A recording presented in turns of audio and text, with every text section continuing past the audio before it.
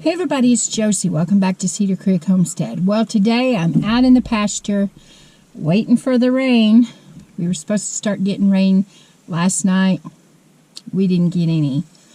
And supposed to get rain today, and we didn't get any.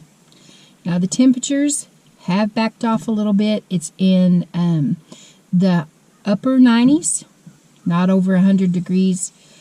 But the heat index is like 105, so it's still warm, not as warm as it has been, so that's a little bit of reprieve. But boy, oh boy, I sure hope the clouds begin to roll in and we actually get some rain. Now there's been a few times that it's clouded up and it thundered and it lightninged, and boy, oh boy, I was so excited. But it passed over us, or split and went one way or the other. And while I'm very thankful that those individuals got rain, because they are is much needed, just like what I am, we were hoping. In a little bit, I'll show you the pond. I'm right here behind the pond that's just off to the south of my house. And it is virtually a little scummy mud puddle right now. We are in desperate need. Now, we have rain chances from now through Sunday. Some pretty good chances, 70%, which is way better than we've had for weeks and weeks and weeks. But, you know, it's going to be hit and miss. If you look at the weather reports and it shows the rain, well, our area is kind of a toss-up. We might get it, we might not. So we're still praying, and I know that others of you, we have subscribers in Texas that haven't had rain either, and they're burning up, and others across the country. And then we have subscribers in Kentucky and other places, places in Missouri that have gotten just torrential downpours and are in flooding conditions. So we all stand prayer for different reasons, and we'll just all agree to pray for one another and lift one another up. That's part of being in the YouTube community and being part of a YouTube family. The drought that we're experiencing now was a very real and big part of the last two videos that I put out. And today I'm talking about the drought, yes, but I've also wanted to bring this particular part out, and that is water. You know, drought always makes you ponder and consider all the things that you could do on your farm or your residence, wherever you happen to live, to address what you can do about your water. Now, we all have different options. One of the options that we have here in Oklahoma and some of the other states is water catchment. And I know that there are some states that won't let you do that, some municipalities, some areas. And then there are some of you that don't get a whole lot of rainfall at all. And so catchment is very important for you. Water catchment is something that Howie and I always talked about and wanted to do, and started making arrangements so that our house and our big shop building and each of our other outbuildings would have a way, have guttering, and have ways that the water could be caught and used for whatever purpose it happened to be here on the homestead. But this year, had me or any others relied on water catchment as our only source. Sorry guys, those dragonflies. We have a bunch of dragonflies, and they I keep seeing them out of the corner of my eye, and they're drawing my attention. I'm trying to focus here. Water catchment this year, this summer anyways, would not have been something for us to really rely on, put all of our stock in for water supply. Had, say, something happen and the water at your faucet turned off and you no longer had any water, water catchment wouldn't have done us any good. It doesn't mean that we don't consider it. It doesn't mean that that's not a good and responsible thing to do as far as having your water catchment. Sorry about that. I got a phone call. And I've lost my train of thought and don't know where I was on the video. We were talking about water catchment. we can't, water catchment is a very, very good idea. It's I feel like it's a responsible way of taking advantage of what the Father sends to us in rains, a way for us to store the water for future purposes, whether we're watering in the garden or we're watering our livestock and our pets, or we're using the water ourselves.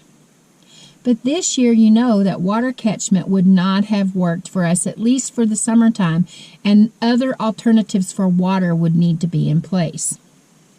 Now, hopefully you've got water stored up for whatever amount of time that you believe that your family would need water before you could, if it all turned off and you would have to answer the question, are you staying where you're at, or are you going to have to leave and go somewhere else? And how much water are you and your family going to need until you get to that place where water is secure for you? We're fortunate here in this part of Oklahoma where we live that the river is just right through the trees for me. And we're surrounded by lakes and small, the Illinois River. This one over here that's just through the trees is the Arkansas River. So we're very fortunate to have a lot of water. Now, I wouldn't want to go down there and put a straw in the river and drink a whole bunch of it. No. But we have, I have a water purification system. We have a Berkey system that we can use to clean our water, and we have some life straws. There are other Alexa Pure, and there are all kinds of instructions to make homemade water purification systems, instructions on how to put additives in the water that you have stored so that it will be safe for drinking. But you also need to make sure that you're rotating your water through, drinking it and adding more all along. We do have a creek here. That's why we're called Cedar Creek, but it's dry as a bone too. And then you have to take into consideration making sure that that water is safe to drink. And that's another reason why, even if going to the creek, Tex and his siblings, they drank that water as kids, but the water is not all the way in the creek year round, and there's times it gets stagnant, and I just would be not comfortable with drinking the water without running it through some kind of system to clean it. Here on our land, we also have springs. I know for sure that we have one really good spring that has supplied water up to the houses in years past. And Blade discovered a spring last year he was really excited about. So we have potential to develop water here on our property. And no doubt up on the little mountain that we have, I guarantee you there's springs that just needs to be discovered and, if need be, put to use for us. We also have 2 wells on our property, and one of them is a sulfur well. And I wouldn't be opposed to watering the garden with it and watering, letting it be pumped out and letting it set so that it evaporates some of that out and let some of our animals drink that. I grew up with grandparents that one of my set of grandparents had sulfur water, and there just ain't no getting around it. It's sulfur water. And it didn't matter if it was Kool-Aid, tea, lemonade, whatever it was, you could taste the sulfur. And they would say, well, it's so much better you not even taste it. I could taste it. Water is something that every human needs. Right now we're doing our best to train baby Howie to drink water. We put it in his sippy. His doctor has requested for us to get more water into him. He does drink his baby formula. He gets juice. He gets other things that he really enjoys. But the doctor suggested more water, and so we are putting water in his little sippy. And I will tell you, he's not really fond of it. In fact, the only one that he can really that he'll really drink water for is his dad. For me and Cheyenne, he just kind of tosses the sippy cup aside. And it's just a matter of getting used to drinking something and the sweet's not there or the flavor's not there. And that might be something in the future that we introduce as flavor. But I think it's important for kids to really get accustomed to drinking water. There are lots and lots of people that don't like water and don't drink it on a daily basis. Cheyenne is horrible with drinking her water. My sister doesn't like to drink water. There are others in our family that absolutely are like a stubborn-headed mule when it comes to drinking water. They'll dig in their heels and they are not going to drink that water. But it's so important to our health and our well-being, our internal organs, our skin, and our whole body really needs the water. And this time of year, when it's hot and humid and all of the sun exposure that we have, you really need to make sure that you're getting your fluids. Don't just fill up on pop and tea and all those things. Get that water in your body. Now, some people say, I don't have room to store water. You may live in a small home or an apartment, but there are really creative ways that you can store water. Also, when you make tomatoes, you're processing tomatoes and you're going to make a tomato sauce or a spaghetti sauce or any kind of tomato, and you're separating the pulp from the juices, and you're going to have to cook it down. Use that juice, can it up, and use it to make, put in your broths or put in your soups. Do those kind of things so that you're conserving your water that you have stored, and you're using that in the place of your water. It will season up rice. It can make a good soup. It can do all kinds of things like that. And you can not just with tomatoes, but you could do that with any kind of broths that you're making. Anytime that you cook a batch of vegetables, you could can up that broth. If you have leftover broths from your vegetables, well, then can that up, and all of that can be used where you're not breaking into your water. You're using these things. When you open a can of store-bought corn or green beans or anything like that, reserve that liquid and use it to cook with. You could open up your cans of fruit and save your pineapple juice or your peach juice or whatever, especially the ones that are canned in water specifically, or a light syrup. Then those can be used for other purposes instead of just dumping them down the drain. All of those things, you can cook with them. You can make breads with them. Anything that calls for water, you can replace with those juices or those cooking liquids. It's just something that we have to get used to. If something should happen and the water's not there, you only saved a certain amount of water, and it's really unsure and iffy when the water's going to be turned back on or whatever the case may be. Then you have these options. You can use the waters and the juices that are in the canned goods that you have, whether you can them yourself or you got them from the grocery store. Use those juices. Use those syrups. All of those things that are in those cans are ways for you to conserve your water. If you don't have your big, nice setups for water catchment, then get you some buckets and some bowls. And when it rains, take those out there and let them fill up. You can still run those through your Berkeys or whatever it is that you have that will clean the water. You can use them to shower with. You can use them to flush the toilets. You can use them to wash your clothes. In the hot summertime, water is so important to keep us going. Not just us, but our animals. And we've had to make some choices here on letting some things go on the watering. We've had to make some choices on letting some things go with the watering, because it's important to keep the livestock watered and to keep the garden going as long as possible. So far, our little town, our water supply has not put a restriction on us as far as being able to water. But the next little town, like I've told you in the last couple of videos, the next little town has. And if we don't get some rain soon, it could very well happen with us too, that the water just cannot be used for gardening.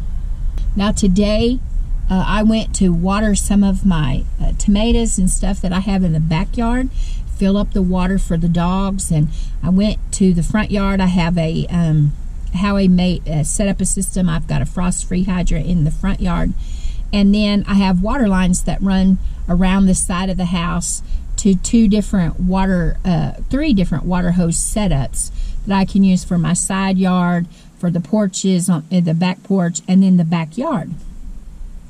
So I turned the water on today and turned the little, it's one of those splitters, I think that's what they're called, where you can have several water hoses, I think up to 4 water hoses on it. But I turned it on so that I could use the water in the side and the backyards. And I heard a noise, and I looked around, and the water pipes had burst up above the ground that Howie had ran around the house, PVC pipe, and it had burst, probably, I'm sure, from the heat and from sun exposure.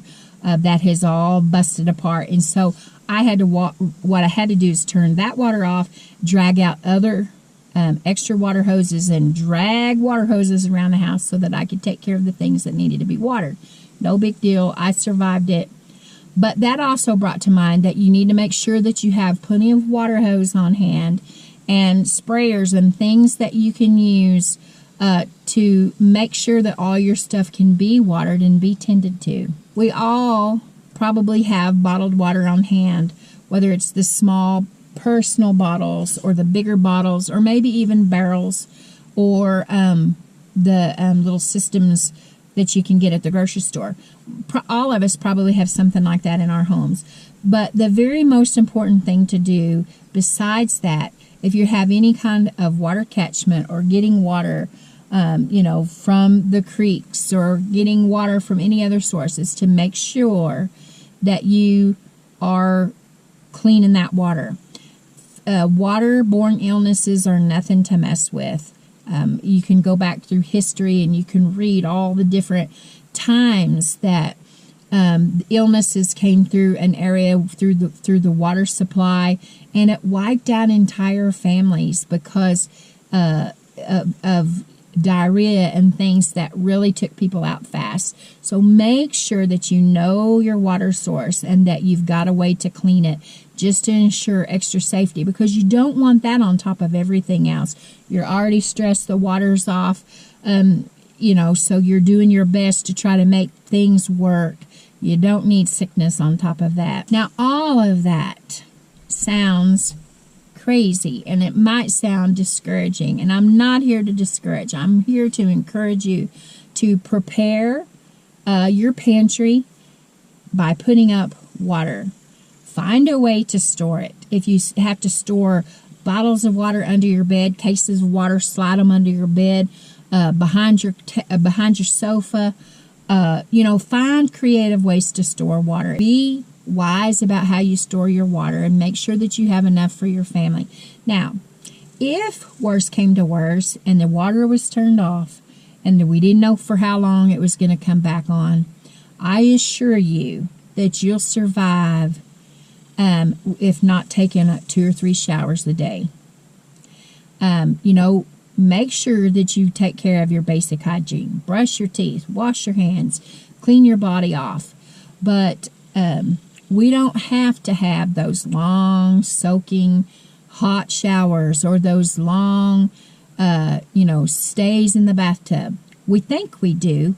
We are spoiled to that. But as long as we have our hygiene needs met, we'll be okay with taking those little short baths. And I'll tell you what my mama did when we were kids. In the wintertime, it seemed like we had colder winters than used to, and the water would always freeze in that old house that we lived in. And we had a wood stove. And Mama would manage to scrounge up some water, and because the water would be all frozen for days at a time. She had managed to get some water. One of the houses we lived in had a spring, and it had a spring house, and they'd go down and get the water, down the hill down to get the water down there and bring it back up the hill, and she'd put it on the wood stove and heat it up. Other times we done snow and even icicles and melted it. And one thing about my mama, her kids were going to be clean regardless. Now, of course, she didn't get enough of it to fill the bathtub several times for all of us kids to take a bath, but she had enough water that there was a wash rag and soap, and she soaped us up and cleaned us up. And when we were old enough, of course, we took care of it ourselves. We didn't get to wash our hair every day when the water was froze up, but we were clean. Our faces were clean, our teeth were clean, and we looked like somebody. You know, if you had to go back to that today, I promise you, you'll survive. I hope that I have encouraged you to really think about your water supply. Really take into consideration the things that you can do right now to ensure that you and your family have water, have ways to secure more water if need be. Maybe you can do water catchment. Maybe all you can do where you're at because of the rules and the regulations that you have is have purchased water. Right now is the time for you to really be studying on how to store that water, how much water you need to store for your family, how to store it properly up off the concrete floor, and what to put into it to keep it, how long to get it circulated through until you're putting fresh and clean water in there. You got some homework to do. We all do. And make sure that we have clean, fresh drinking water for our families. Get you some way to clean your water so that you know that you're not introducing sickness into your family through water that may look clean, may smell clean, but it's got little boogers in there that'll make us sick. I'm going to show you a picture of the pond. This is the pond behind our house. And we have just a little bit of water out in there and nothing else except chalky, dusty dirt. The mud has dried to dirt. This is the shape that we're in. You can see the pond banks over there, and dusty, dirty, and we're praying for rain, and we need a lot of it, and I'm sure a lot of you do as well. Well, guys, there it is. The water situation here on Cedar Creek. Dried up pond, dried up creeks, a busted water line, but we've got water. I'm thankful for that. I'm hoping and praying that keep looking well to the ways of your household and secure your water in a way to make it safe to drink. Until next time, guys, I'm hoping for rain. It's sunny right now, but I'm hoping the rain clouds blow in. Till next time, guys, we're gone.